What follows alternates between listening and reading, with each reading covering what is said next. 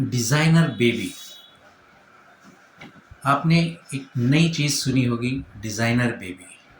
इससे पहले आपने बहुत सी चीज़ें सुनी होंगी जिसमें आईवीएफ, आईयूआई या और भी चीज़ें बताई गई हैं।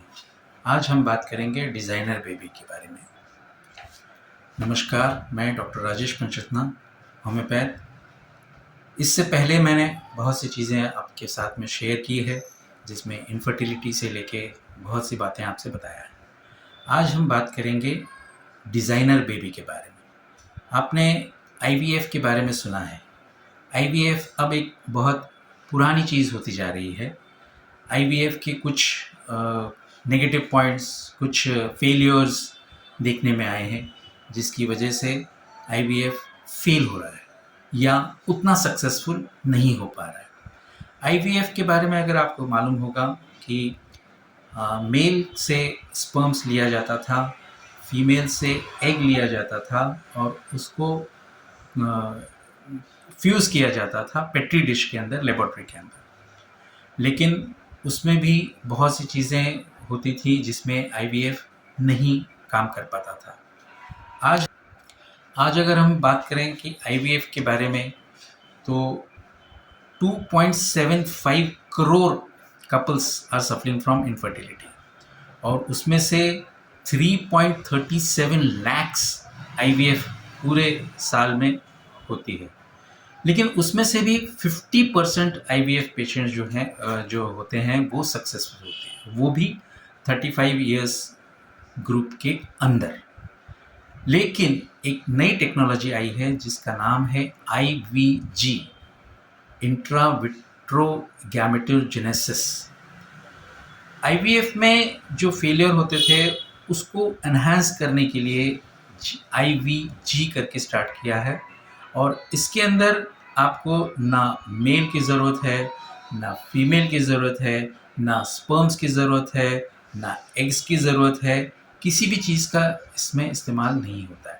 आईवीजी के अंदर क्या होता है, किसी भी मेल या फीमेल या दोनों में से कोई भी, आइदर टू मेल और आइदर टू फीमेल, इनके जो सेल्स हैं, either skin, either hairs, either किसी और पार्ट की भी कुछ चीज़ें ली जाती हैं और उसको हम फीमेल के स्टेम सेल्स के साथ प्रोग्रामिंग करके हम उसमें से एग और स्पर्म्स निकाल सकते हैं और वो हम पेट्री डिश के अंदर बाहर उसका डेवलपमेंट कर सकते हैं।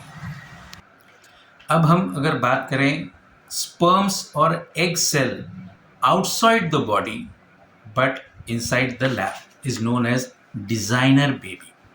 बहुत सी चीज़ें थी जिसमें आईवीएफ फेल हो रहा था। जैसे मैंने आपसे पहले कहा, जैसे किसी कपल के अंदर आर्थराइटिस है, सोरेसिस है, इस प्रकार की बीमारियां थी, उसको अवॉइड करने के लिए उसमें बहुत सारी चीज़ें जो कपल के पेरेंट्स से आ रही थी, उसको अवॉइड करने के लिए आर्टिफिशियल इंटेलिजेंस का उसमें उपयोग करते हुए बहुत सी ऐसी नई टेक्नोलॉजी, नया इन्वेशंस आए हैं जिसके अंदर हम डेली बेसिस के अंदर इस चीज़ को लेकर और उससे फॉर्मेशन हो सकता है बेबी का।